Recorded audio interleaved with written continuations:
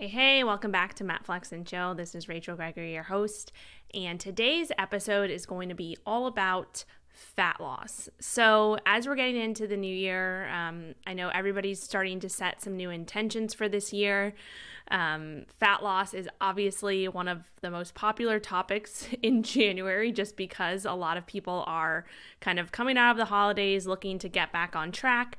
And so I really wanted to record this episode to kind of go over a few things that people tend to forget about when it comes to, embarking on a fat loss journey or going on a diet or trying to get results and actually maintain those results, right? So when it comes to fat loss, many people tend to focus on a lot of areas that really just have the least amount of importance when it comes to long-term sustainable results. So a lot of the time they're sort of, quote unquote, majoring in the minor rather than paying attention to what actually matters to get results. So that's what this podcast is going to be all about. I'm going to dive into 6 different areas that you should be focusing on. And I call these the hierarchy of importance when it comes to fat loss. So I'm going to dive into those. And before we get started, I do want to give a shout out to our new sponsor for the month of January, Active Stacks. So Active Stacks is a brand that produces non-GMO beef protein powder. So I've been using Active Stacks for about 6 months now. If you follow me on Instagram, you've probably seen me post about it with my protein ice cream, which I talk about all the time because I make it all the time. But Active Stacks has been one of my go-to protein powders for the last, I would say, like 6 months or more, as one of my options for making protein ice cream, especially when I'm making chocolate protein ice cream, which is generally my favorite. So the cool thing about Active Stacks is that it's made with, like I said, non-GMO beef protein, which is a great alternative for people who may be, sensitive to whey protein powder or other protein powders out there on the market. It also doesn't have like any chalkiness or gritty texture, which I really, really enjoy, obviously, because who wants to be, tasting chalkiness in their protein shake or protein ice cream or whatever you're using it for. Chocolate is actually my favorite flavor from Active Stacks. They do have a vanilla flavor as well, but the chocolate flavor seriously tastes like a chocolate frosty from Wendy's if you make it into ice cream.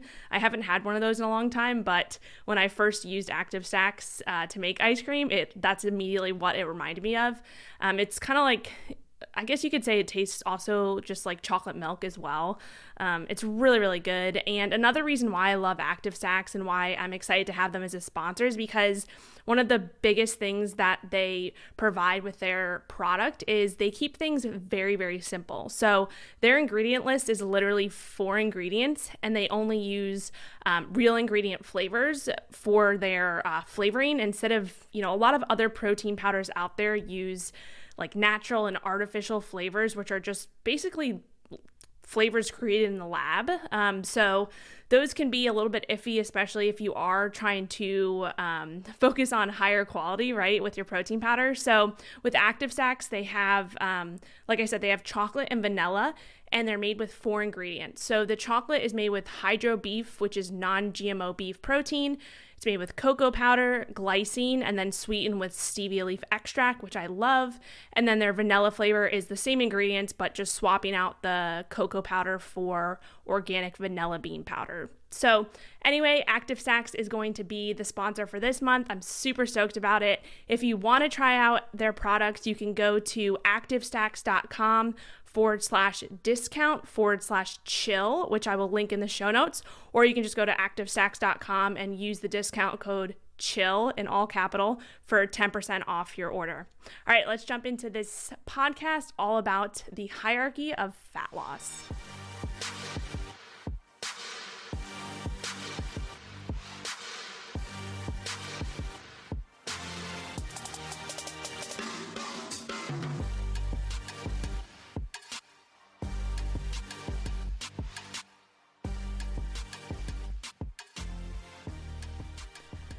All right, so like I mentioned in the intro, we're going to chat about the hierarchy of importance when it comes to fat loss. So I'm going to break down 6 different areas based off of what you should be focusing on first, and then kind of trickling down from there.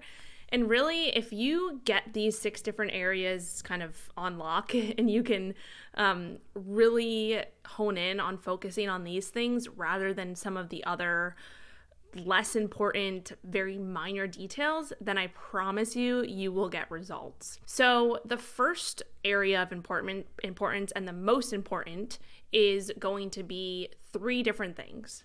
And they're all combined into one because they all have the same importance level, in my opinion. So the first one is patience, consistency, and adherence.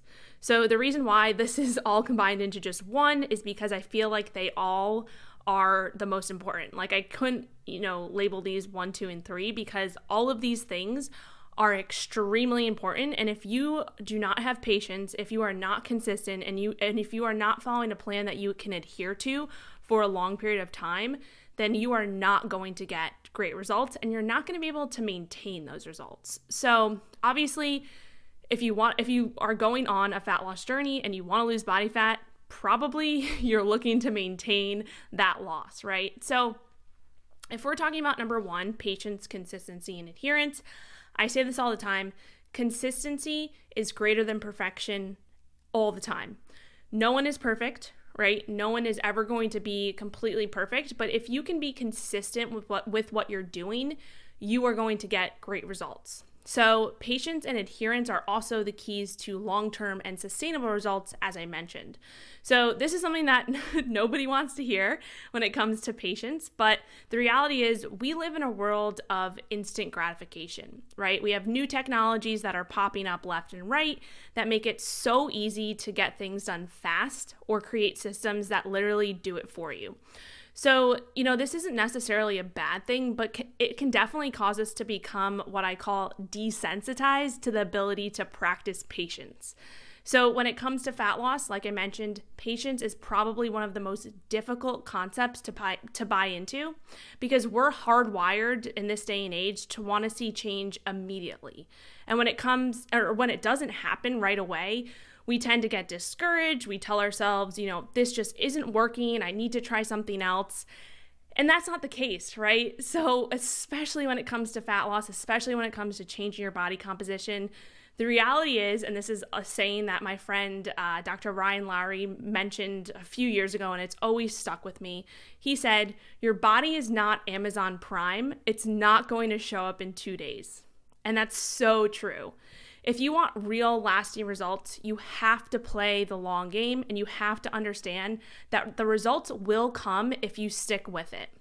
And one of the determining factors to ensure you can actually stick with it is if it's something that you can personally adhere to, right? Adherence is another one of those 3 main things in this first point, right? So this part, it may take some trial and error at first in terms of finding what you can personally adhere to, but once you do discover and kind of test out different strategies and methods that start to work for you, you'll always have those tools kind of in your toolbox, like I like to call it, that you can pull from as time goes on, as you maybe hit a plateau or whatever it may be. So some of these, quote unquote tools can be things like intermittent fasting, calorie cycling, carb cycling, PSMF days, and a few others. So these are tools that, like I said, once you learn how to use them properly and strategically, they'll help you to adhere long term. And teaching you these different strategies and tools is actually something that I do in my personal nutrition programs. So specifically my Keto for Women program. And then also when I work with one-on-one clients, we use a lot of these different tools. And my biggest thing is just kind of educating you on these different strategies so that you can go away with having, all of these tools in your toolbox to work with so that you know how to use them. You get to test them out and see if they work for you, if they don't work for you. And then that in itself is going to help you to, get the results that you want and also maintain them for the rest of your life, right? So another thing is this is the last part of number 1, if you try to be perfect every day, you're not going to succeed, right? Most of us kind of know that, right? It's pretty blunt, but it's the truth. So The biggest thing I can tell you with this is to stop focusing on perfection and start aiming for consistency. I'm going to say that again. Stop focusing on perfection and start aiming for consistency.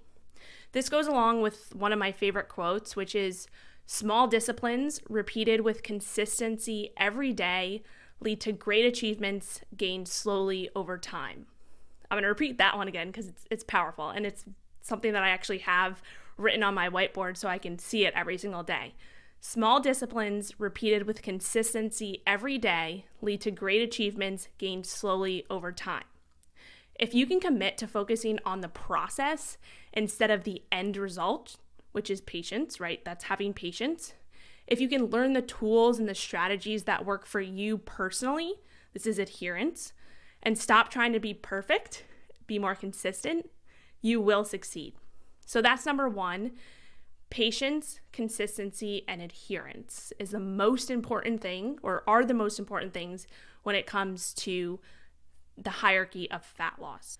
All right, so the second thing when it comes to the hierarchy of importance for fat loss is another combined two things. Again, it's hard for me to put these into kind of levels because some of them are kind of on the same level. So like the first one I mentioned, there was 3 different things that were pretty much all on the same level. Like if you can follow through with those things, those would be the most important, and they all have kind of the same amount of importance. And this comes back to also number 2, which is awareness and energy balance. So you must be aware of the food you consume and also be in a negative energy balance in order for fat loss to occur. So these go hand in hand. Awareness is everything when it comes to reaching your goals and maintaining your goals, in my opinion.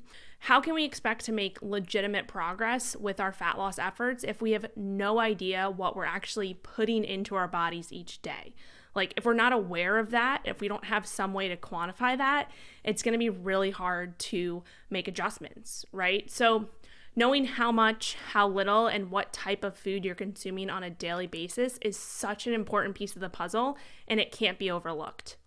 So although tracking your food may seem daunting at first, I promise you the benefits far exceed the small learning curve that can occur. You're going to gain incredible insights not only into how much you're consuming on a daily basis, but how those different types of foods are actually affecting how you feel, how you look, and ultimately how best to implement different changes to further progress towards your goals, right? So if you're not aware of this, if you're not aware of what you're consuming, it's going to be so hard to just know where to make changes, right? And when I say tracking your food, I'm not necessarily only referring to tracking macros.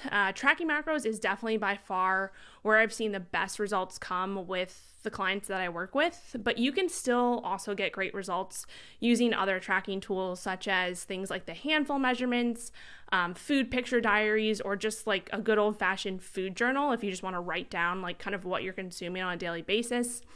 Obviously, nowadays we have like the technology like MyFitnessPal and Senza and other trackers to make this a lot easier. So I think that, again, awareness is the key here. So working towards becoming more aware of what you're consuming daily and just, again, becoming more aware of that and having a way to quantify that, I promise you'll start to see, where you're at and what changes you actually need to implement that will help to get you closer to those goals, right? So once you're aware of your daily intake, then you can start to manipulate your energy balance to create what we call a deficit, right? So this is something that no one wants to hear, but you must be in some sort of negative energy balance, also known as a deficit, to lose body fat.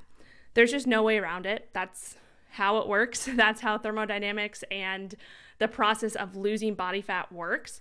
So creating that deficit to be something you can actually adhere to and is sustainable for more than just a week is a whole other topic. So I'm not going to dive too far into like the specifics of that because it is very individualized, but that's where, having a coach comes in. So this is again what I do with my one-on-one coaching clients, with what I do in my nutrition program, specifically my Keto for Women program and my other programs. So if you're interested in any of those programs and you're looking to just learn more about this, definitely check out the link in the show notes. I will link to my nutrition programs. And then also if you're interested interested in, having a coach to guide you through this and someone who has done this with many people in the past, you can for sure apply for one-on-one coaching.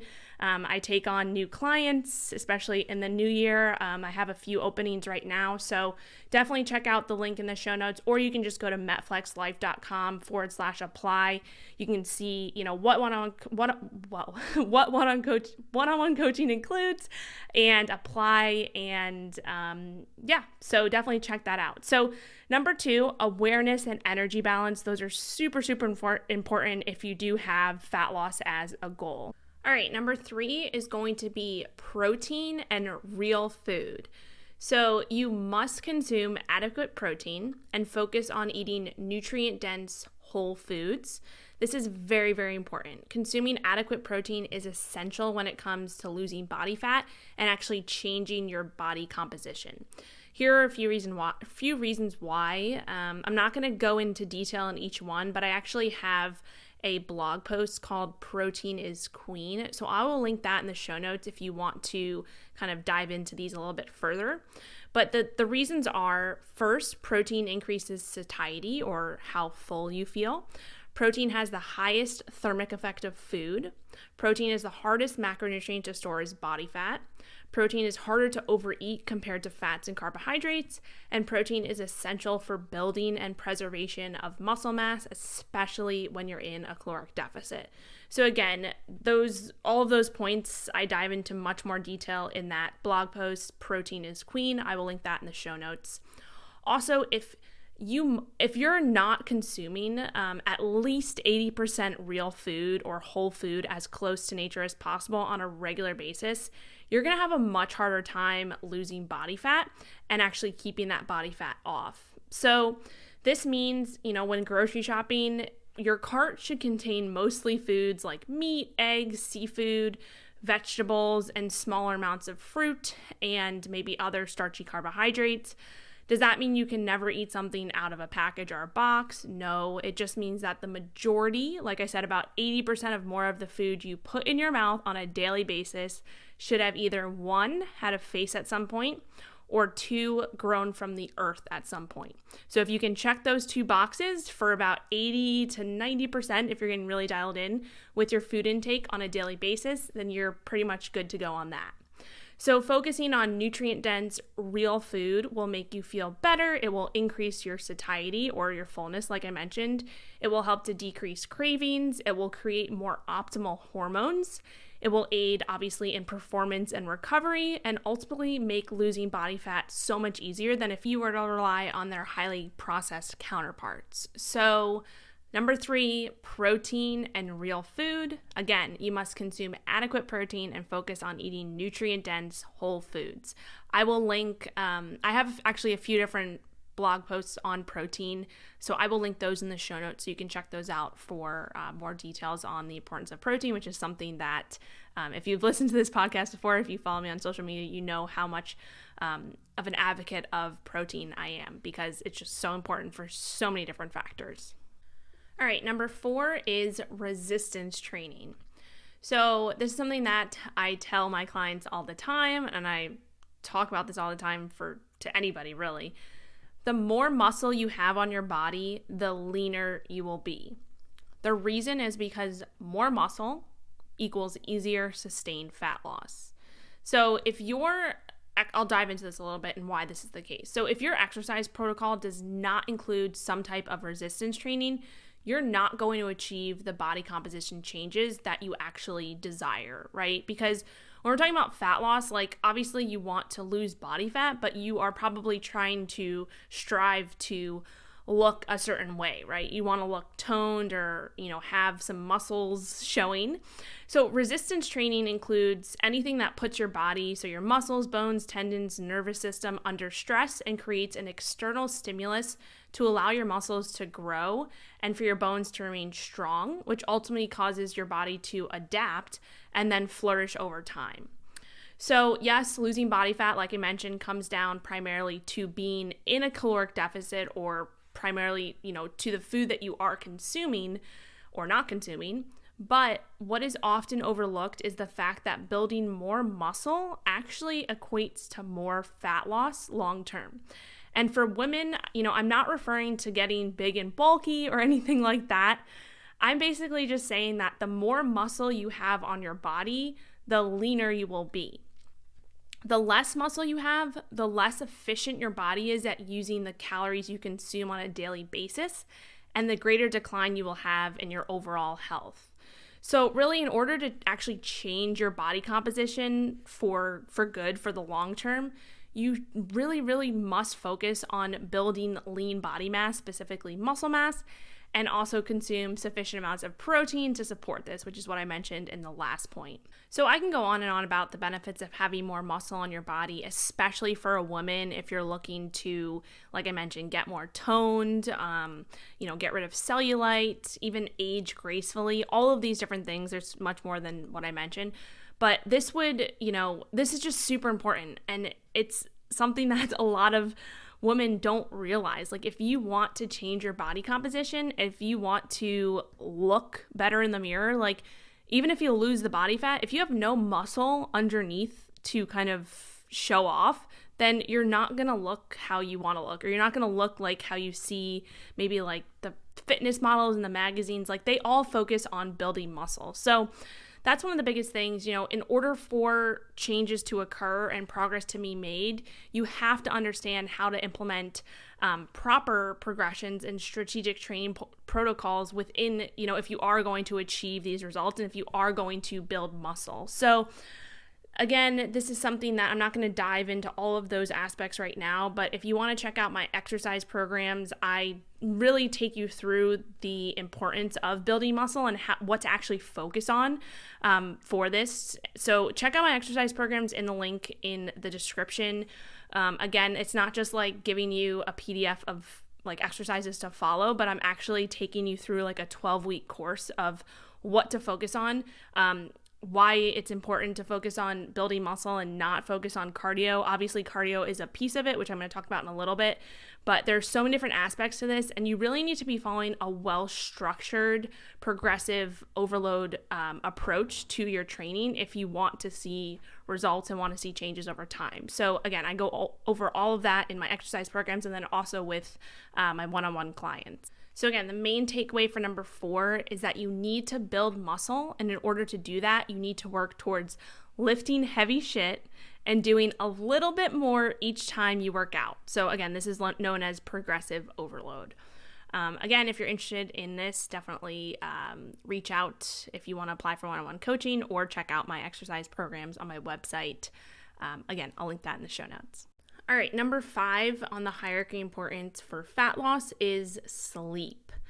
Sleep keeps your hunger in check and allows you to recover and recharge. I feel like sleep is one of the most underrated things when it comes to sustainable fat loss and getting the results that you are aiming for. So, to put it frankly, crappy sleep makes losing body fat a lot harder. We can get by, in the short term with less sleep, but eventually it's always going to catch up to you. No matter what, your body needs time to recover, and this is especially important when it comes to fat loss. So on another point, lack of sleep has actually been shown to increase hunger, caloric intake, and also snacking. And the research, like I said, it shows this in multiple research studies. There's been multiple studies done on sleep and its effects with hunger hormones, fat loss, all of that. A few of them have shown, I actually have a few notes here. So one study showed that those who slept less than 7 hours per night have higher energy intake and snack more often. Another study showed that lack of sleep is associated with decreases in leptin, which is our fullness hormone, and then also increases in ghrelin, which is known as our hunger hormone, which obviously increases overall appetite and cravings during the day, especially for more calorically dense processed foods. And then another study that I noted here was snacking has actually been shown to increase with sleep deprivation. So these are just a few of the studies that I've come across that I wanted to point out, but there are so many studies out there on the importance of sleep. So the moral of the story is if you want to make fat loss easier for yourself while also increasing your overall health and well-being, don't slack on your sleep. So I actually have what I call an ultimate sleep checklist on my website. So I will link that in the show notes. It's a free download. Basically just takes you through kind of these different categories of what you should be focusing on with your sleep. And you kind of go through this checklist, wow, and check off, okay, you're doing this or you're not doing this. And if you're not doing this, then that's the first thing that you need to address. And then once you get that, kind of down, you can move on to the next portion of the checklist. So I will link that in the show notes. It's the ultimate sleep checklist. I believe if you go to metflexlife.com/sleep-checklist, that would be the link to check that out and download it. Again, it's free, but it's super helpful. I use this with a lot of my clients and within a lot of my programs as well. All right, number 6 on the list for the hierarchy importance for fat loss is move. So you must be aware of your NEAT and use cardio strategically as an added tool. So NEAT just stands for non-exercise activity thermogenesis. So it sounds complicated, but it's really not. Basically, NEAT refers to the calories burned during activities that are not considered formal exercise or formal cardio. So these would be things like cleaning your house, walking your dog, like taking the stairs instead of the elevator, walking from your car to the store, so parking further away from the store instead of trying to get the first spot. That will help increase your NEAT, fidgeting, things like that. Many people don't think about NEAT as being a super important component when it comes to fat loss and body recomposition and also overall health. But you may change your mind after hearing what I have to say about this. So studies have actually shown that low levels of NEAT are predictive of fat gain over time, and variations in NEAT can actually have a large, if not the most significant impact on the total daily energy expenditure, which is also known as TDEE, which is just the amount of calories that we expend on a daily basis. So NEAT can actually have a large impact on that, and this occurs from person to person. So TDE is everything, like I said, that's involved in the energy out part of that energy balance equation. So in all of my programs and with all of my clients, the easiest way that we estimate and increase NEAT on a daily basis is by setting a daily step goal and then gradually working up to a number that is doable, but also gets you moving a little bit more than normal. So hopefully you understand why NEAT is important for fat loss. I do have a blog post on this as well. I get a little bit more into specifics of NEAT and kind of dive into some other ways to increase your NEAT, with one specifically being standing versus sitting during the day. So I will link that in the show notes. So what about cardio, right? That would kind of be the last thing that I want to mention here. And this is still part of number 6, which is move. So overall movement, I would place cardio into that category as well. So do you need cardio, or do you need to incorporate cardio to lose body fat? That's kind of one of the biggest questions that I get asked. Not really. But implementing appropriate and strategic cardio will definitely help you reach your goals faster. So incorporating appropriate cardio can help you create a larger negative energy balance or deficit, right, which I mentioned a little while ago, and therefore lead to faster fat loss. But you must do this in a very strategic way, or else you're going to burn out. You're going to reduce the actual quote-unquote caloric burn that you're getting each time you do cardio, and your resistance training sessions will definitely suffer. So if you're doing cardio for the sole purpose of burning more calories and losing body fat, you don't want to become efficient at it, right? That just makes sense. So you have to kind of change up the different types, the different modalities that you're using, the time, the frequency that you're doing it, to ensure that your body is not adapting to that stimulus. Because we know that if you're adapting to something, then you're probably using less energy, right? So if you become adapted, you're going to burn quote unquote less energy, and you're going to get less bang for your buck, especially if you're doing cardio to burn some more calories, right? So cardio, yes, it can help, and you should probably incorporate some form of cardio into your training, But again, there's a reason why cardio is the last thing that I'm talking about, because it's something that way too many people are majoring in, when in fact too much of it can actually be detrimental to your fat loss efforts overall. So again, if you want to learn more about how to implement cardio strategically for your specific goals, it's something that I address in detail in my exercise programs. And I also chatted about it on a podcast a little while ago, where I dove into the different types of cardio and conditioning and different energy systems, and why it's important to focus on performing cardio in those different energy systems.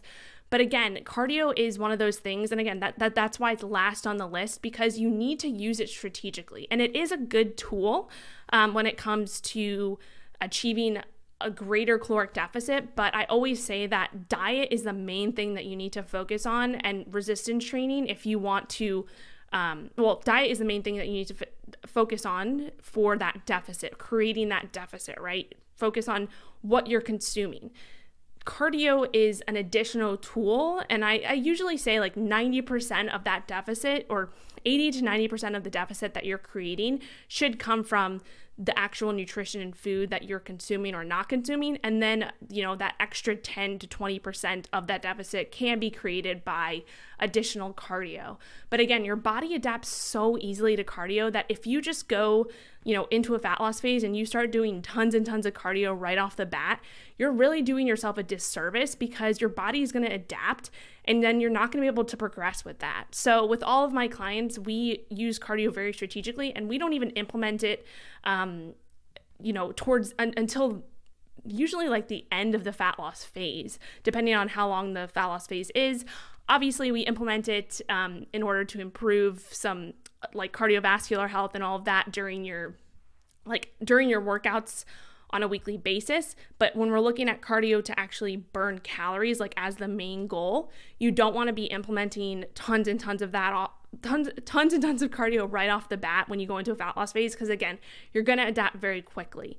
So there's some different ways to do it strategically. And again, working with a coach is probably going to be the best way to understand what works for you and where you should start off versus, just doing tons and tons of cardio and hoping for the best. So there you have it, 6 of the main things that you should be focusing on for sustainable fat loss. Again, I'll list them out from number 1 to number 6, and I actually have a pyramid. I don't know if I mentioned this in the beginning, but I have a pyramid of, or like a visual representation of the fat loss hierarchy on my website. So I will link that in the show notes, and you can, I also have this in a blog post version, so you can go through and read it if you want.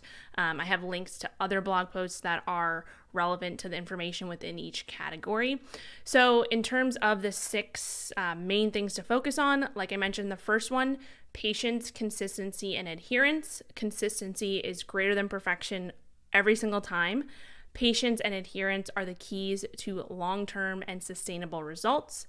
The second would be awareness and energy balance. You must be aware of the food you consume and be in a negative energy balance in order to lose body fat.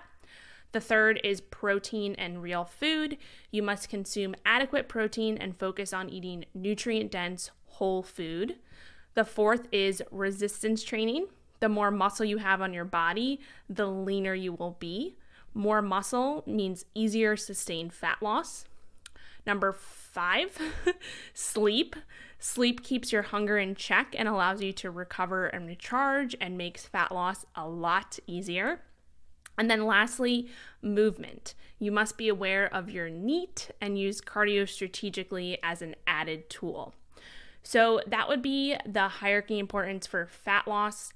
If you've been struggling to lose body fat and also keep it off in the long term, start thinking more about what will actually get you long-term sustainable results. Hint, stop majoring in the minor and focus on the 6 categories that I mentioned in this podcast. And again, if you need further guidance, if you need someone to hold you accountable, if you would just like more education to learn, how fat loss actually works and how to be able to sustain it forever and to see the results that you've been, trying to get, then definitely apply for one-on-one coaching or check out my nutrition and exercise programs on my website. I will link all of this in the show notes, and I hope this helped to clear up some of the things when it comes to fat loss. Again, the biggest thing is just stop majoring in the minor. Focus on these main things, and you will for sure get the results that you are looking for. All right, I hope that helped. Again, big shout out to our sponsor for this month, Active Stacks. If you want to try out the Active Stacks protein powder, you can go to their website, activestacks.com/discount/chill, and that will get you 10% off, or you can use the discount code CHILL for 10% off their products. Again, the chocolate protein powder is the one that I prefer, but they also have vanilla, which is really good too.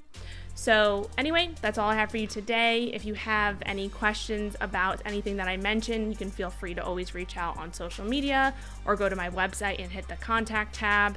And if anything that I mentioned in this episode, resided with you, or you kind of had a aha moment, please make sure to take a screenshot, share it out on social media. You can tag me at rachelgregory.cns on Instagram, and that will help spread the word about the show. All right, I'll see you next time.